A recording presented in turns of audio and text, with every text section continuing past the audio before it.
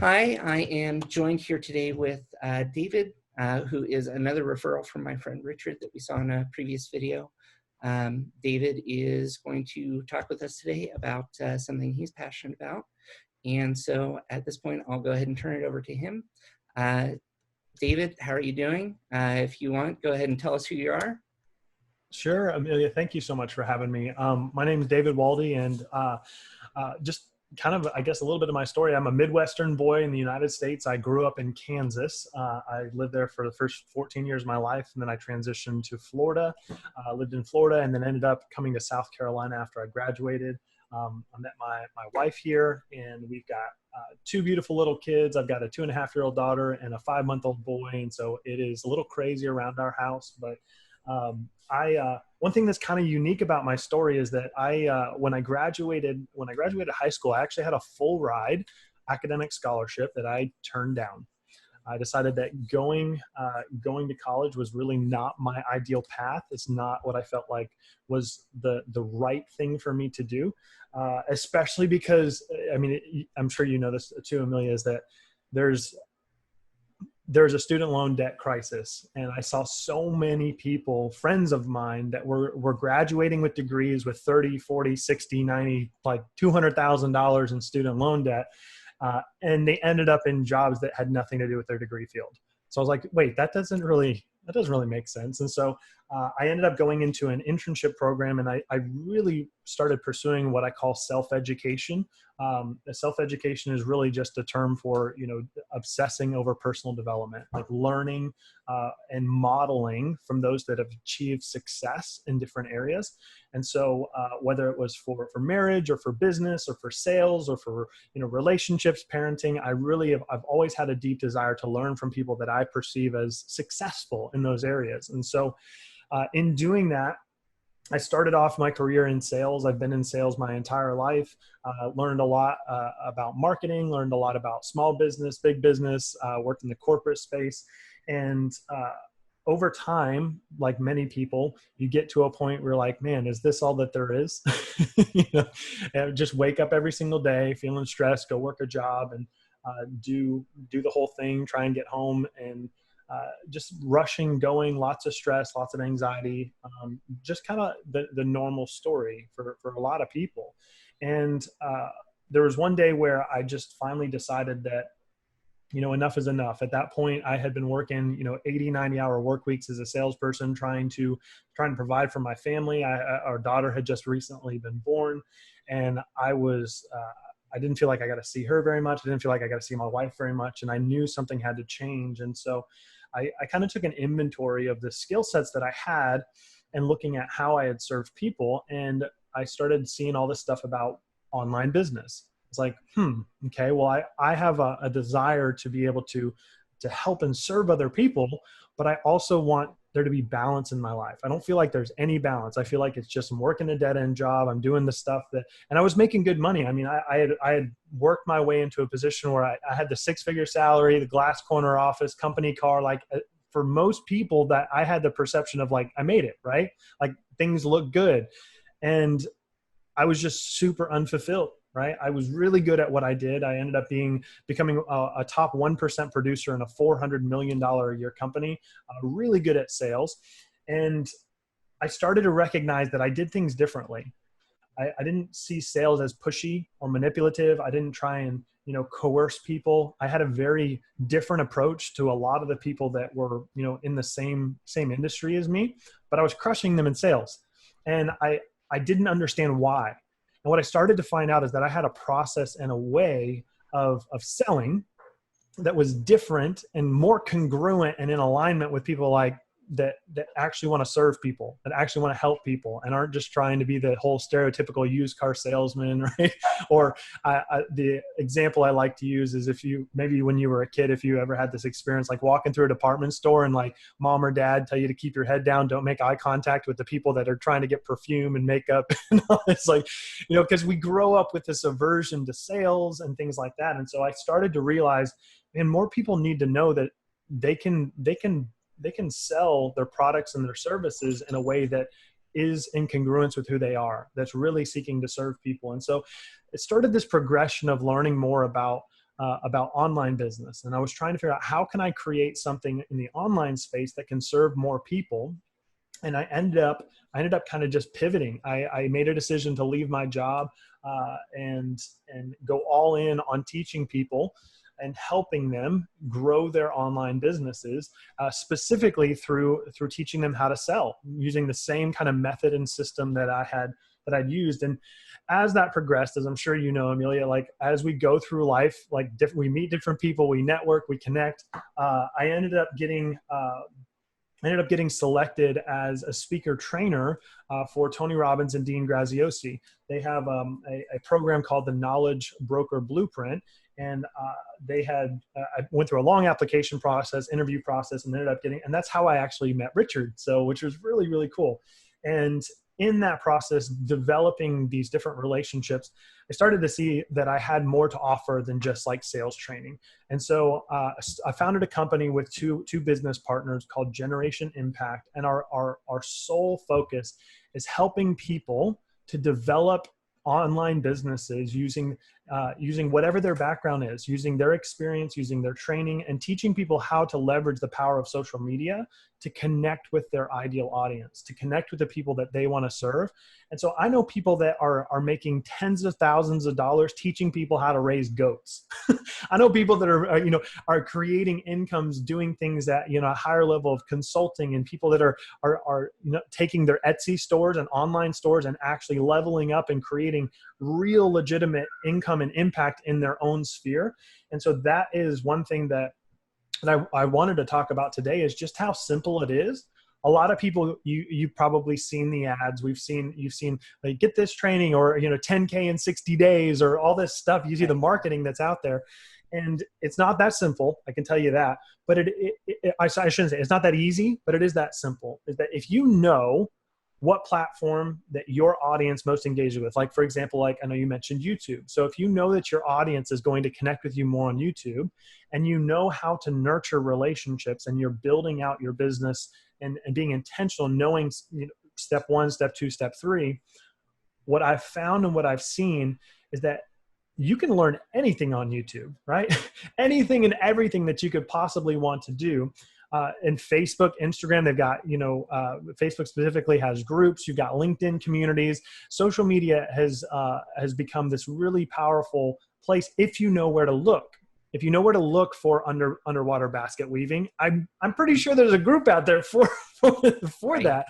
And if you know how to connect with your audience in a way that is engaging, that actually provides value, that serves them, you can literally take whatever your passion is, whatever your hobby is, whatever your expertise is, whatever it is that you do, and get it in front of the right people, and actually create sales interactions where you can generate an income doing what you love.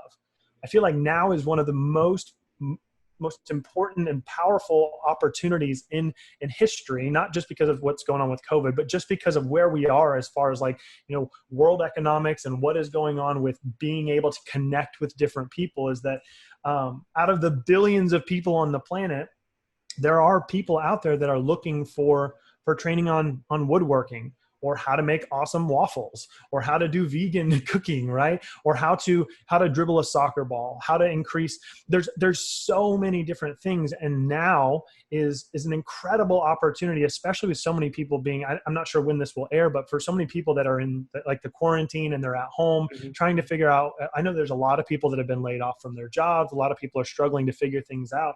There is a way that you can actually connect with your ideal audience or potential leads or prospects, and they'll pay you to teach them what it is that you already know, which is really, really cool. So Generation Impact kind of evolved into this turnkey solution where we are able to walk alongside entrepreneurs and business leaders to grow and scale their companies. My business partners and I have been in coaching for a number of years. And so we've worked with from people all the way from startups who are just starting something brand new to walking alongside billionaires, people that don't understand and haven't leveraged the power of social media, but have been wildly successful in certain regards within their business.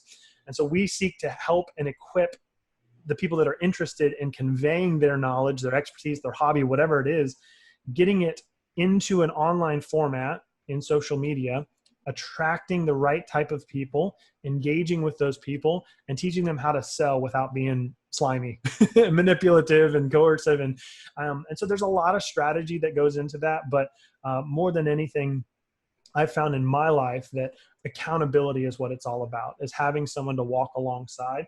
And so we've just been able to create that. And it's one of my passions. Like, I love being able to see someone's face light up, right? They light up when they realize, oh my gosh, like little old me, I'm a normal human being. There's nothing, most people are like, yeah, there's not much special about me. There is, though. There's only one version of you on the planet, and you have a unique background, unique experiences, unique skill sets. And learning how to adopt that into the sales context or to a business context. I love when people get that aha moment. They're like, wait, I can do this too? Because we see it. We see like the influencers, and we see the channels that have like millions and millions of views, or we see the people that have, written 17 books and all that stuff. And Right. what most people don't recognize is that they all started somewhere, right? We all start somewhere, wherever we're at. And I love the quote, the best time to plant a tree was 20 years ago. And the second best time is, to plant it right now. And so helping people along that journey of becoming the version of themselves that they want to be, and creating a lifestyle that they want to have, generating an income, doing what they love to do.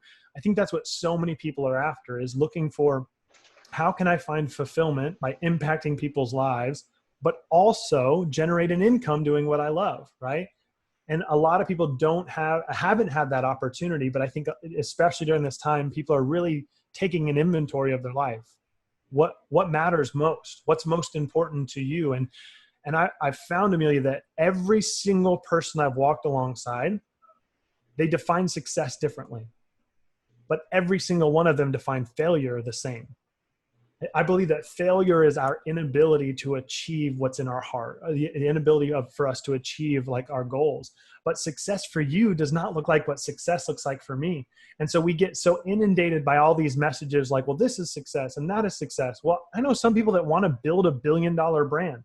And I know some people that all they want to be able to do is dance in the kitchen at 11 a.m. on a Tuesday while they're making cookies with their spouse. Like that's what success looks like to them. And so helping people learn what it looks like to become the version of themselves, to take on new success habits, learning skill sets, learning the strategies, what you need to do in order to be able to create the version of you, the lifestyle that you desire, and creating the future that you're looking for, and actually putting in the work to see those dreams fulfilled. That's really what I'm passionate about. And it's an incredible, incredible time for people to be able to do that. So, normally the follow-up question is, what do you want to teach us? And so it sounds like you already have quite a bit that you want to teach on. I can teach on, I have a specific thing that I would love you, especially for you and for anyone else that is in this process of creating and building something. It's something that I call my empathy sales process. It's really, really easy. It's an acronym. So I'd be happy to share with that if you'd like. Please, yeah. Okay. So the acronym is BEACON, BEACON. And so for anyone that might be listening, whether you are a part of business, you're in sales, you have your own thing that you're creating, the BEACON method is the step-by-step process that I truly believe and have found just in my years of study, of practice, of actually generating millions and millions of dollars in revenue, finding out this is what people need and often what people are missing to create not only success in sales, but the fulfillment piece. You see so many people that are really, really good at sales, but they hate what they do, and or they're just chasing the money, and they get all the money and there's no fulfillment, and that money does not make them happy. And so it's combining these two. But BEACON, the BEACON method. So B stands for belief. You have to believe in yourself. You've got to believe in yourself and what you do and who you are. You've got to love yourself. You've got to believe that you have the capacity for greatness and that you can accomplish your goals, and that failure, it doesn't exist. There's only feedback. That if you are failing forward and you're continuing to move forward, you're always going to learn. Life's going to give you feedback. Sometimes it's painful, but is believing in yourself, and then believing what you provide. If you believe in yourself and you believe in what you provide, and you think about the potential for someone. So gaming, for example, gaming is a powerful way of bringing people together, of creating relationships, of teaching even life skills of camaraderie, of interpersonal communication. There's so many different things that that a lot of people might not see or sense that are like peripheral benefits, right? So if you believe in yourself, you believe in what you provide, and then you believe in others, that is B. That's the B part of Beacon. That's the foundational part of success in sales. The next part is empathy. So believe and then empathy. You have to be willing to understand that you don't always understand. We have to get to a place, I feel like, as society, humanity in general, of recognizing that our belief system and how we see the world is unique to us. And other people see the world differently. Other people have different opinions, different beliefs. And when you can step outside of yourself and truly empathize and seek to understand other people, I think that we find this missing element, and it enables us to be able to really resonate with that person and find out whether or not what we provide is a good match for them. There's so many people that sell all their stuff thinking that it might be a good fit for this person, and it's not necessarily, and you won't know that unless you can empathize and you can really seek to understand who it is that you're serving. The A is adaptability. You've got to be flexible. You've got to be able to adapt in different circumstances. You've got to, obviously that's what we're going through right now with the lockdown and quarantine, everything with COVID, is you've got to be able to adapt in this constantly shifting world, and living in a responsive state rather than a reactive state. I think the difference for me when it comes to responding versus reacting is that when we respond, we look at the facts, and it allows us to make a conscious decision on what to do based on the information that we have, versus reacting is just like something comes out of left field and it's like instinctive. We knee jerk, there's fear, there's anxiety, or we start making decisions without actually taking the time to think through and respond. And that's going to happen, especially in sales, is you're going to have people throw objections at you, and they say, well, that's too expensive, or I don't see the value there, or I don't have enough time, or, all these different things. When it comes to sales, if you're presenting it, you've got to be able to adapt to the situation so that you can, again, serve that person well. C is communication. So we got belief, empathy, adapt or adaptability, and then C is for communication. You've got to develop your communication skills. You got to understand that, especially in the online space, we're missing so much of the human connection element when we're not using things like video. That's why I love, Amelia, that you're utilizing video, because it conveys tone of voice and body language. We read so much stuff in blogs and copy, and we're reading social media posts and things like that. But scientifically, that's about 7% of communication. Emojis help because it does still convey emotion. But if you're missing out on tone of voice and body language, you're going to have a very different experience in consuming or in conveying what it is that whatever you are talking about, your specific thing, especially in sales. That if you can introduce your body language and your tone of voice, you're going to be able to sell that much better.